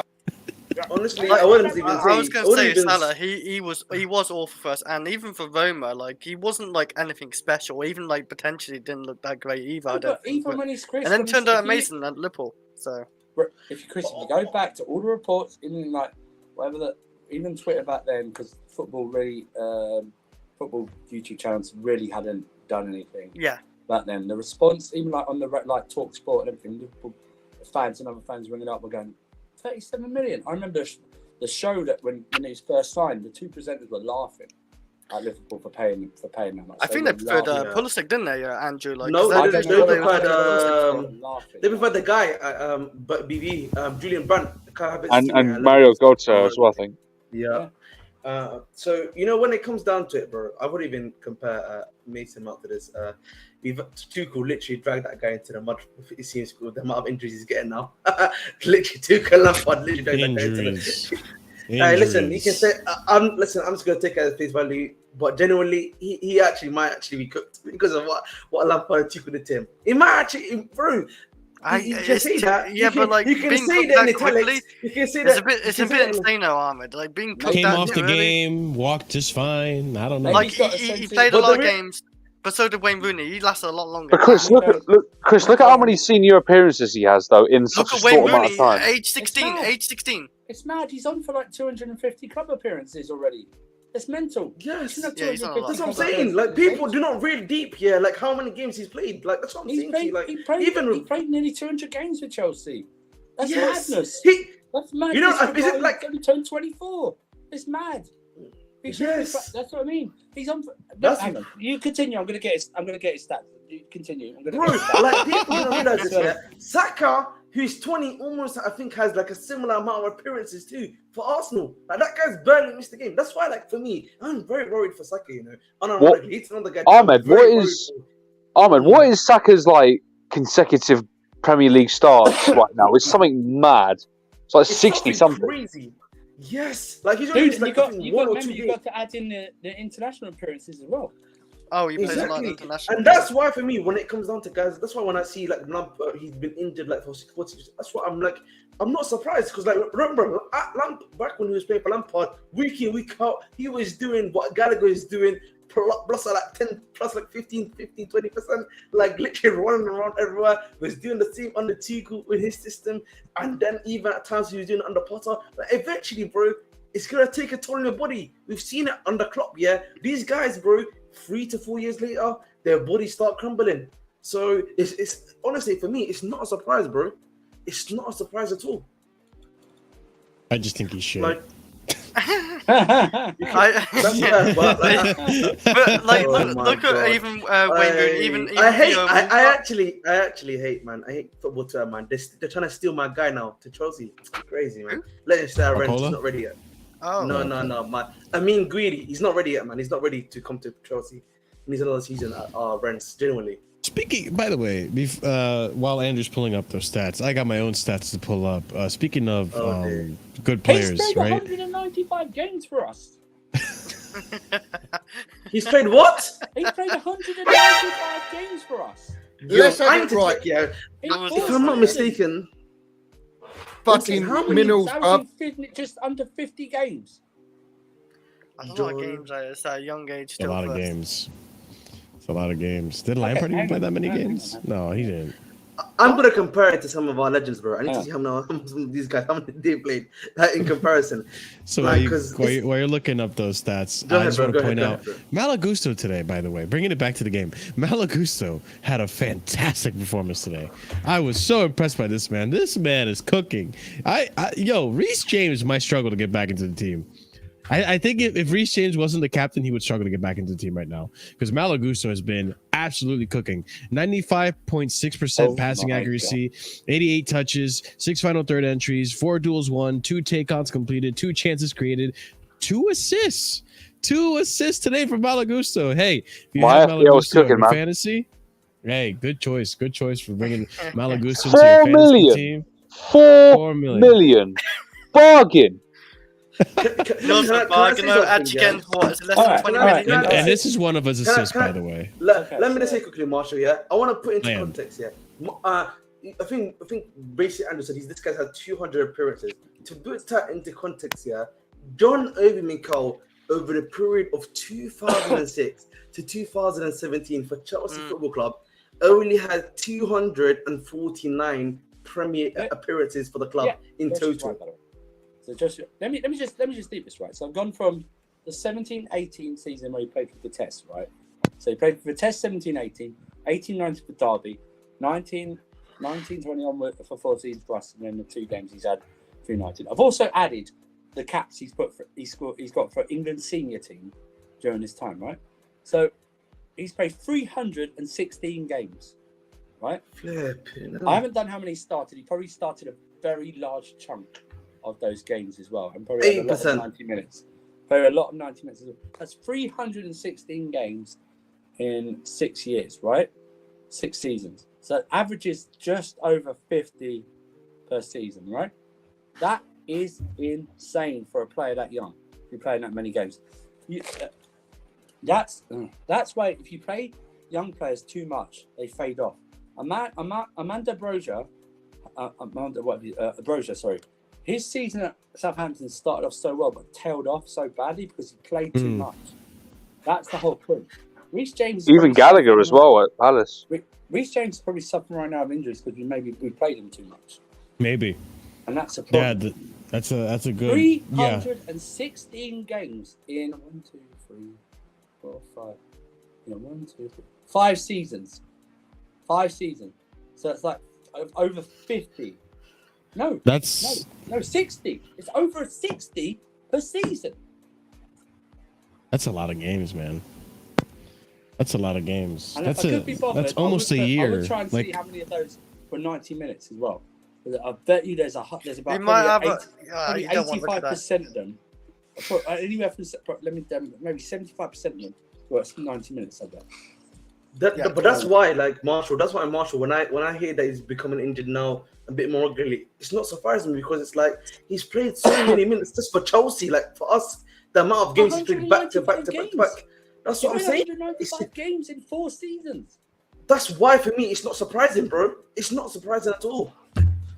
Part of the master plan of that's Chelsea, like- sir. What's that? It's just under 50 per season. Pretty much, yeah. Trying to think, is there We another? screwed United over. We did. We overused Mason Mount, and now they got a Mason Mount who looks very Maybe he's tired got a and sense getting of injured. But guys, what about Declan Rice though? What do you mean? Is he just an exception? Declan Rice. No, let me do that. So Declan Rice, how many caps did he get? Plus, I think Mason Mount was more running and Declan Rice on the pitch, like distance-wise, because bro, Declan Rice is a holding. He was holding. He's literally playing a CDM, bro. Yeah, but that's you can argue that's just as much of like because you're tackling players all the time. Yeah, but Mason Mount was tackling too. They hardly go ahead, bro. Go ahead. Go ahead, Andrew. They hardly went a lot in cup competitions and.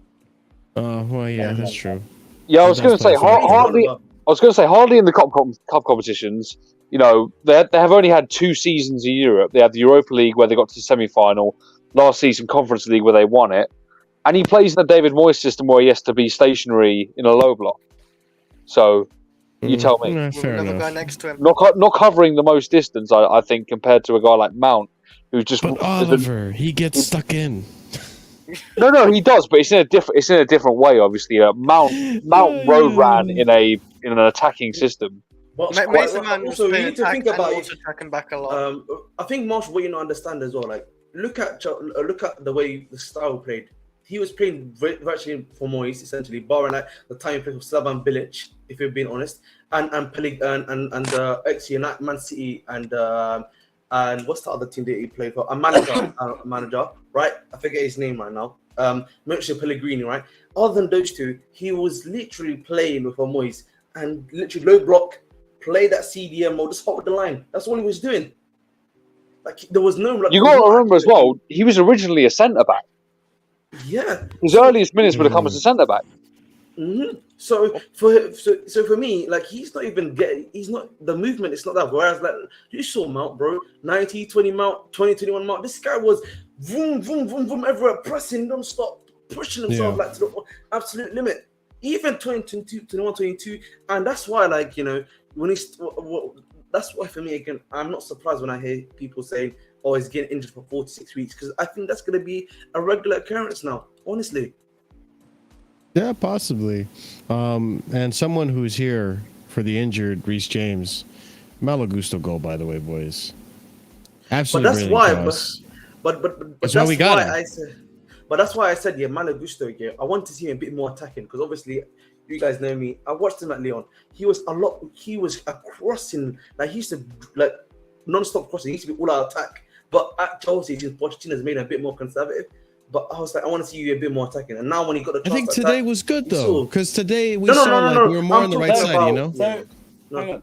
So Declan Rice Talk to me. Started barely in the same season, like 17-18, playing for West Ham on like alongside all the England caps. He's played 293 times. So that is 23 less games than Mason. Yeah. Okay. Still really up there though.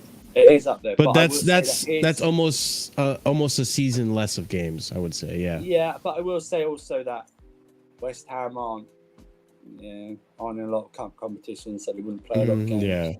If they were, I'm sure that would have been up there with Mason. To be honest. I'm sure if they were, if he was playing in a better team, he would have played more games than. Yeah. True.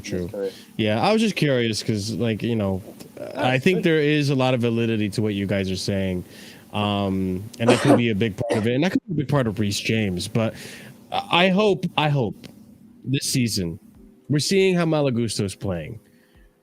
I hope we rotate Reece.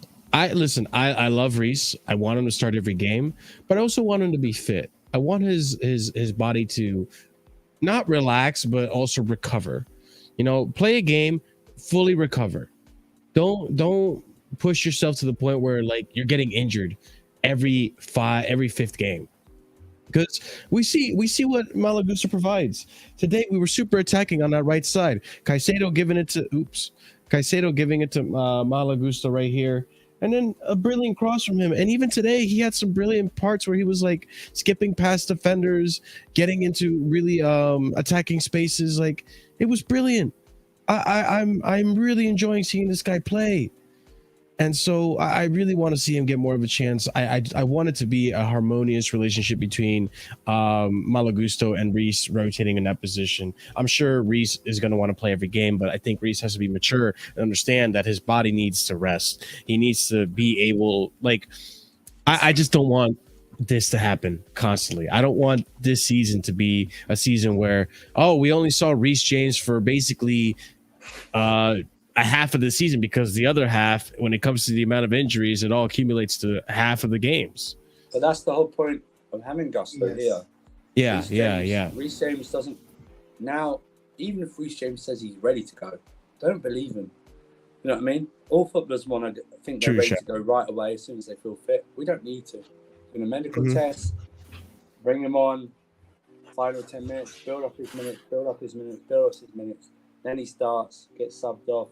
Rotation, then you can begin playing more. And that's what you do. Ironically, for me, I know this might be a crazy take, but if Malo Gusto continues to perform the way he's doing, and he's doing really well, you can have Malo Gusto there for you playing the majority of these like small to medium games, and then whenever you need the big games, you know, the guy that you need for the big games, obviously you give Reece James minutes in those games too, but bring Reece James on to be your starting up right back then.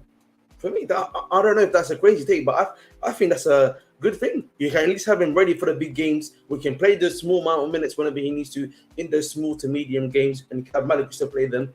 And I think that's you've kind of got like a happy medium there, in my opinion. I do think that Poch, though, he slightly backed himself into a corner by making him the club captain, though. Like that's a thing where it's like, if you're fit, you kind of have to be playing unless you're in dreadful form.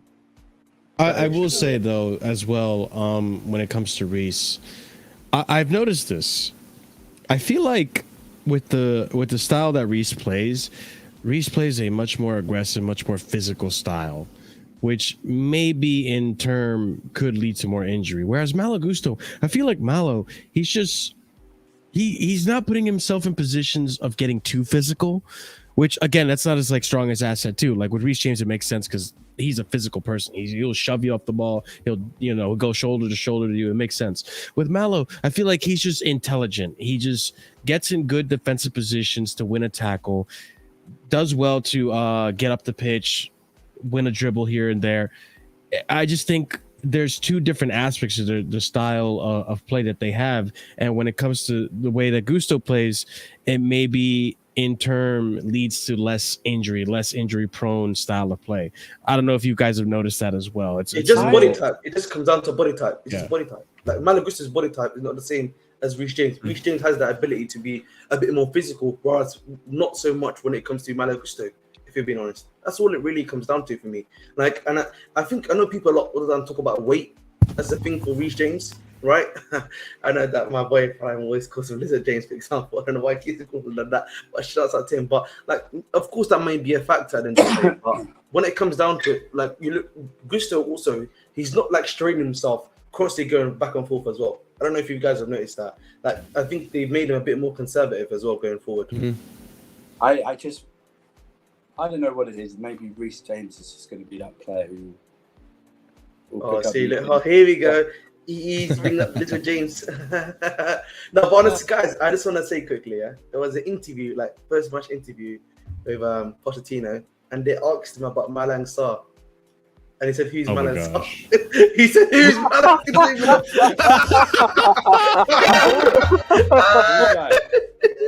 Oh my god, I was cracking up, man. It was hilarious. Reece James is not £200. All right, even with the muscle, he's not £200 for Christ's sake. Oh Lord, honestly. Oh man, you need to send me the clip for that, by the way. Bro, I really would love to see that. That's hilarious. Wait, is he like 80 something kg then, Andrew? Like, because I thought he was 91. I think people talk about his weight. They probably do the weights like they do in WWE and add like extra 80 pounds. Yeah, they do that actually. I noticed that. 300. You noticed that, right? Yeah. They do that on Google quite a lot. I don't know if the Undertaker, even when he bloated up and skinny down, was always still 303 pounds, no matter what the body size was. You know what I mean? It's like, it's like what's it called? Mark Henry. Yeah, Rey Mysterio's 210 pounds. Bollocks, is he 200? He's like 5'4", man. That guy is light as a feather, mate. 6 to 8. He is quite stocky, mate, but he's not 200 pounds. But anyway, I don't think he's £200 or anyway. I should. Oh yeah, I put a little clip here. Yeah, I'm looking it up right now. I'm looking it up right now. Because I just with Reece think, James, though, sorry, go on. I just think he might just be the guy who picks up niggling injuries. That's Yeah. all. Maybe. You Just know, gonna with have to- Arjen Robben. Just gonna have to accept it though, Chris. And Arjen Robben had a lot of injuries, but he was still a good player. Yeah. Yeah. It Yeah. might be something Let like me that. let me play this clip real quick. I want to see how true this is. Players have disappeared. Marlan Sarr, who was on loan last season. Who? Marlan Sarr. Wait, was that a cut? Hold on, I gotta wait. Hold on, was that a cut? Look. Was there a No, cut there? no. That looked like it was a cut there. Hold on. Marlan Sarr, who was on loan last season.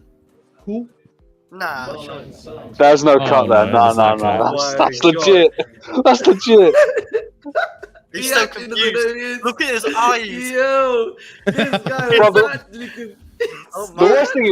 worst thing is he doesn't know Jamie Cummings. Bro played him against Wrexham. I don't know what. Oh my god. He doesn't know a player he actually played. Like, yeah. And I am like this. Because we were talking about Who's Malangsa? Oh, he's on 100k. Oh my god. He's trying to save face. He's trying to save face. His eyes said it all, That's though. His eyes said it all. He looked so confused. Like, who was that guy? That's hilarious. Now this reminds me of you guys remember when LVG called Chris Smalling Mike Smalling? Yeah. It's like that. The Jacob's talking about the Chelsea HQ tweet. It's just a repeat of the Lukaku Roma deal. Yeah. 10 million. We'll be talking about that. Don't worry. Yeah. Sorry. Yeah. Okay. Yeah. But like, I do want to end it on this because I do have to head out. I actually forgot we had Malang Sarr as well, to be honest. Yeah, me too. I think we all did until the last show. I brought it up. I was like, hey guys, you guys remember this guy? He's still here. Who? Yeah, right. Axel Disasi. Actually, let's just talk about the defense in general. But Axel Disasi is being one of those sticking points to me. I think today shows why we got him into the team. I think he was a lot more composed, a lot more calmer.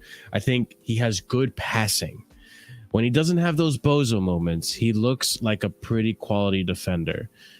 I think it's just a matter of him getting the chemistry and developing the tactic. You guys also have to remember there is a little bit of a language barrier in that back three, I'm sure. No. There's no language barrier in that back three. I mean, Silva can speak French. The only one would be Colwill. Silva can speak French, and Disasi can speak French. Listen, And Gusto speaks French. Yeah. That whole right side is like French speaking. Okay. Even the goalkeeper. I mean, and but even and then, that goes to prove my point a little bit more because you have Colwill, who I'll be honest with you guys, I haven't been too impressed with Colwill in the past few games. He hasn't done anything exceptional. He didn't do anything. He don't need to do anything exceptional though. As long as he's doing a good job, that's what matters. Why do I need? Let me ask you something. Let me ask you something. Nutmegged around near the corner. That's fine. And I pay attention to that. Let me ask you something. Is the impact that Badiashile had when he came into this team the same impact you're getting from Colwill? Different season. We were shambles. What do you mean? How much more of an impact do you want? You have the same impact in my opinion. Both keeping it tight. I just want to say this. The Sassy should be given the same treatment for those as any new player that comes in. This guy did not have a pre-season with us whatsoever. Mm-hmm. He was thrown. That's in another thing I wanted to say. Yeah. Into a formation we hadn't been playing all pre-season. He has no partnership. He has no experience partnering Thiago Silva or something like that, and the midfield in front of him. I think apart from that West Ham goal, I think he's been good. I really do. Mm-hmm. I mean, everyone seems to forget Thiago Silva's debut. Then remember what happened? Yeah. Of course. We had 3 hit on him. He got sent off. Of course. Against West Brom. Yeah. Colwill was very good today, but he got done on the nutmeg in the corner, but never came to anything. Fofana, remember when Fofana's first few games last season? I remember that one. Yep. Zagreb, right? Yeah, Zagreb. That was symbolic. Also in the Premier League game. So this guy should be given the same leeway as you would do others. Okay. Which I is what I'm thought- getting at. I thought today he was good. Listen, I don't care it's against Luton. Don't care. Yeah. Because if he hadn't played well, people would be riding him. You know what I mean? So you can't give something and take it away. Because if he'd done a mistake, you'd be all not you, but everyone would be all over him saying, "What a bozo" and stuff like that. Listen, if there's a serious continuous amount of games where he does it in a row and there's also a bozo moment, I would still say, okay, maybe take him out the firing line when Badashire's fit. No, let him come in and out and stuff like that, but don't write him off. I really think he's a beast. I mean, he was great against Liverpool. So hang on, how come he was so good against Liverpool, and then you write him off against West Ham? Well, people want to remember just the error that led up to the goal. One game, and he scored against Liverpool as well. Very reactionary, Andrew, and you know It's that so too. reactionary. Yeah, I thought Every game now, every game, reactionary bunch. some player can play well in the previous game, and then the shit the next game. It's so it's maddening. And mind you, like I do want to say, like even going back to Colwill, like I understand he's playing left back. He's not necessarily playing center back in a 3 at the back or a 2 at the back. So there is like a difference there. What I was just trying to get at before, you know, with Ahmed was that like there's nothing that I've seen from Colwill other than some of the passes, which the passes have been good, but that's the same kind of passing that I kind of get from Badashile, and I've seen it from Badashile. But I've not seen anything defensively from Colwill that makes me go like, my guy Colwill, what a tackle. Like, you know, I haven't seen that. I'm waiting to see that. I'm waiting to be awed by Colwill. So like I'm not, because people are saying like a lot of like, you know, with the all the youth stuff that have been, you know, getting signed away with Hall, potentially Maatson. We're seeing it happen with Chalb and all this. Like people are saying like, in order to make it to Chelsea, you need to be like top of the line, untouchable, just like Reece James is untouchable. And in the same sentence, people say Colwill. I am not seeing that with Colwill where he's untouchable. Yeah, he's yet to show me something where I'm like, this guy has to be in my team every week. Can I come back to what? Go ahead. I just want to say, sorry, before they go. I think he is getting near that untouchable. Sure. Because I think he is one of the first things. By the way, maybe he did, Josh. I missed it. Once you get a fully fit Caicedo and fully fit Lavia, you will hardly see any bozo moments from these defenders. I'm sure. Yeah. Right now, because that added protection won't allow them to be many bozos. But going back to the Colwill thing, I think Colwill, apart from that nutmeg corner thing, which didn't result in anything. I thought it was very good today. They didn't really test him that much, or we didn't allow them to test him that much either side. So I think the way he's been displayed, the new contract and everything like that, I think he is one of the first names on the team sheet. I'm not saying he's number one. I'm saying he's up there. Like, unless he gets injured or has colossal mistakes in his games, then I think he will be there. I'm excited to see what potential partnership between him and Badashile looks like, either a 3 or a 2. I don't know why it's either or. They can play together. I don't get this left-footed, right-footed shit. Yes, big one-on-one stop. I think it was in the second half. Yep. When they got through, I think, they got through, didn't they? They went past Gusto, I think. One of the only few times I think they actually got down. No, that was Disasi. That was Disasi did that. Oh, was it Disasi the only times? Yeah, okay. Because Disasi pointing to. Yeah, I remember that. Yeah, I remember that. The short pass Disasi got. Someone gave him a short pass, and then Disasi couldn't reach it in time, and then it got past him. Yeah, but you're right. He was very good at that. But he's a young defender. Yeah, yeah. Okay? He's going to. He's not going to be perfect yet. Newsflash: John Terry was not perfect when he first started with us. He also learned to be perfect by having a teacher like Marshalldbdx beside him, which is ironic because we now got Thiago Silva beside Levi Colwill. So if that's not a thing to, if you know your history of Chelsea, not to give you a good sense of what Colwill could have, then you don't know your history. Yeah, I mean, I'm gonna definitely be patient. Honestly, obviously, I'm gonna look back at this. I just want to add one thing thing quickly, Marshall. Oh, was it Gallagher? So it's a Gallagher. Yeah. One thing that I will say quickly when it comes to Levi Colwill, we don't need him to be making these level of tackles anyway. Like, it's not, if your midfield is doing a good job, Yeah, he doesn't necessarily need to be making these game-winning or game-saving tackles. I would much rather it's a cool, calm, collected defense, passing the ball around, giving it to the midfielders, and then it just goes on from there. That's the dream scenario for you. Don't you agree though? Once you get Caicedo fully match fit, once you get Lavia in there, and even if like Nkunku comes in and you drop Enzo back in there, I just think the guys they've got that added layer of not only protection, security, but muscle as well. Even with Caicedo, exactly, yeah, he's stronger there. That they won't get caught out as much. So it's just one of those things. It's like I don't know what it is that people are looking for this.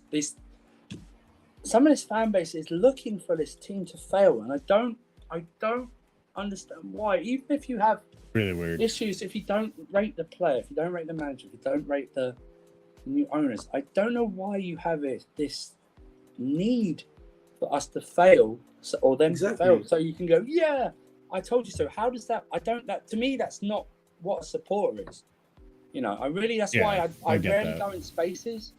Because that's what they all are sometimes in spaces. Like people, I told you this player's done this. It's like today. It was like on the timeline. I ended up muting a lot of things. I was getting when we were 1-0 up and Luton hadn't done anything. It was going to be like, oh yeah, well we've been a disgrace this game. Luton deserves something. They hadn't done anything. What do you mean they deserve something? They didn't like pelt a shot. Sanchez had that one save where he deflected. I was just about to ask you about Sanchez. By the way, what do we think about Sanchez? You know, it just makes me mad. It's like people, oh, Disassi always like one of the worst. It's like, I've got to head out, guys, because I have to go to another stream. We're closing it off anyways. What stream are you going to? I remember I have the boxing stream with Flawless at 1 a.m. Oh yeah. So I actually have the boxing stream. It looks a bit rash, though. I would say Sanchez. Hell no, never YouTube boxing. I used to want YouTube boxing. That just makes me mad. You see, I don't see. I think what will change this season is that when we win, and even if we heroically draw, I just don't think I'll focus a lot on the negatives, if there are any. Do you know what I mean? Chilwell's not a left winger. He's been asked to do a left wing job. He's not a left winger.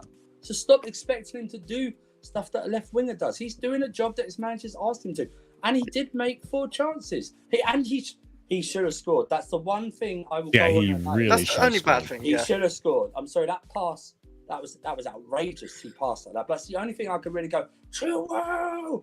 Do you think he was looking at the goalkeeper at that point? Because the goalkeeper wasn't sure what he's doing as well. Exactly. He could have easily put it in. He was going to Chilwell's right, and Chilwell could have started at the bottom left. You want to talk about this, yeah, Marshall? You want to talk about the save, Yeah.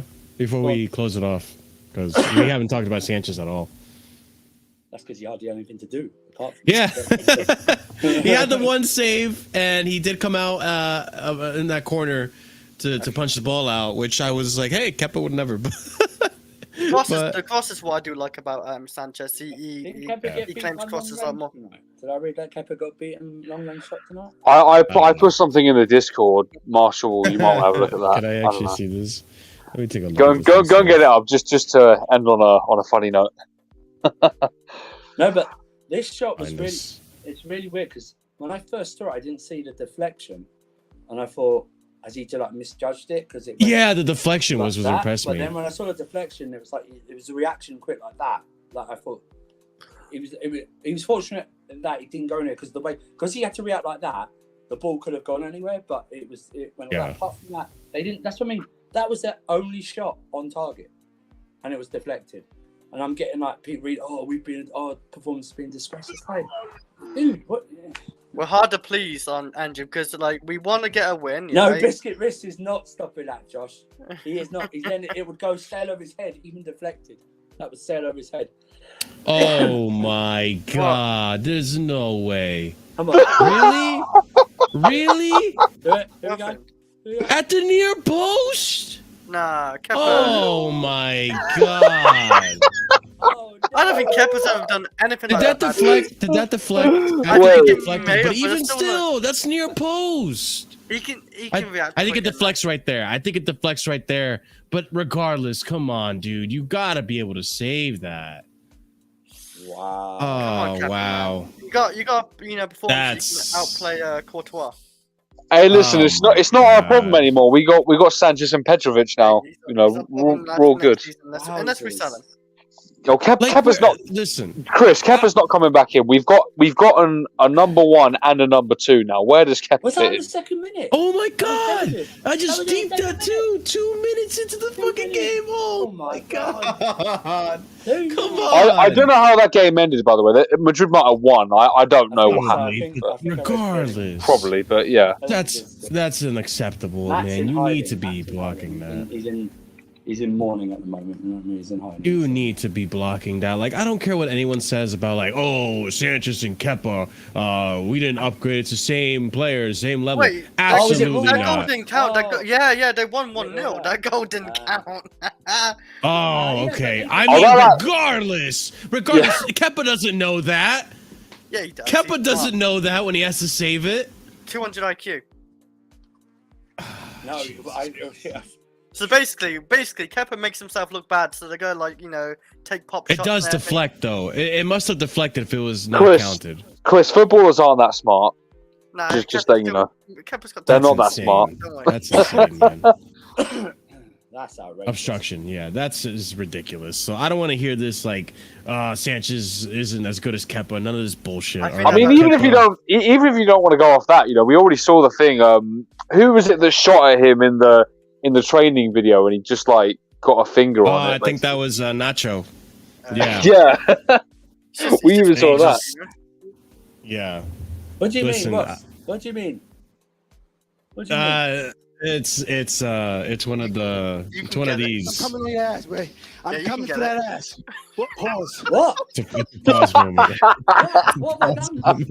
You can get it.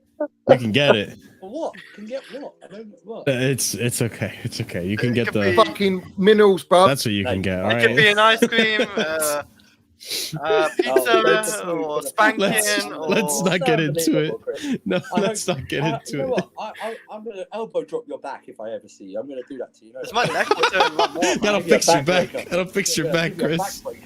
My neck is hurting more, man. My neck is in agony pain. Yeah, well, There you go, man. We need to get. Hey guys, make sure to super chat, like the buttons, subscribe. All that helps raise funds so that Chris can get an inversion table to fix his back. Get the vibrating I am chair. surprised I Get the survived like in 2 hours. actually. Get one of those massage chairs for Chris. I actually could do something like that right now. Can you imagine? We just I'm hear actually going Chris. to hospital We in just 2 hear weeks. Chris's streams like, "Hey guys, I thought Sterling played a really good game." I need a higher one. falling Timo apart, Werner was. I'm Bring back Lukaku. I'm not even human, this man. I'm just a robot. Just need new parts. All right. Bad news, bad This back. is the point of the stream. Someone Where help me out with my fantasy draft team. I bet literally the game. Hey, I to be understand. fair, I gotta give Chris kudos. He's gonna beat Will because of Sterling. Bro, Sterling got him 16 points. And Jackson Yeah. got me 6. Jackson got me 6. That's before By the bonus way, points, by the way, Oliver. He's probably Yeah. gonna get like 19. I'm playing Yeah, I'll try. I'm playing Slen's team. I'm Good going luck. to lose for the third week in a row before you even started. So Oh shit, you're with me. I've you lost. go. I've lost I'm actually two- gonna be ahead of you. Yeah. I know. But anyways, guys, be sure as usual, smash up the like buttons. It does help out. We're gonna go ahead and raid Lewis's stream, who's on right now. Go check out Lewis's channel, and yeah, smash up the like buttons and all that stuff on there as well. Copy and paste that raid message. Let them know where you're coming from, so you know that we raided. So yeah, go ahead, copy paste it. I see you guys. You guys don't copy and paste it. Listen, man, let the people know where you're coming from. Let them know that there's a raid, because a lot of times I see these people, they don't even realize there's a raid happening until I come in and be like, hey, I raided you. So let them know so they can, recognize us and be like, hey, thanks for the raid, So be sure, copy and paste that raid message, put it in that chat. They won't mind it. Listen, they won't mind it. I promise you. So yeah. Get that raid message over to Lewis's channel. Subscribe if you're new to the channel. Hit the bell notification. You know when we're going live. We will be skipping the Casually Chelsea show on Sunday. We're going to be doing it on Monday instead because I want to do a deadline stream. So we're going to just shift. You know, we're just going to shift. We're going to do our predictions as well on that deadline stream as well. So we're just shifting a little bit. I'll go ahead and give you guys the details backstage. Let's go backstage. Then, we'll discuss. We'll go backstage. We'll discuss backstage. But yeah, guys. So we will be having the Casually Chelsea show moved over to Monday instead. So be on the lookout for that. We got Wednesday's game, and then we have more news for Chelsea and all that jazz come Friday window closing and all that fun stuff. Johnson for 65 million. Oh God, let's hope not. But ladies and gents, leave a comment down below. Check us links in the description. As always, thank you so much for tuning in. Have a wonderful night. Stay casual. Peace.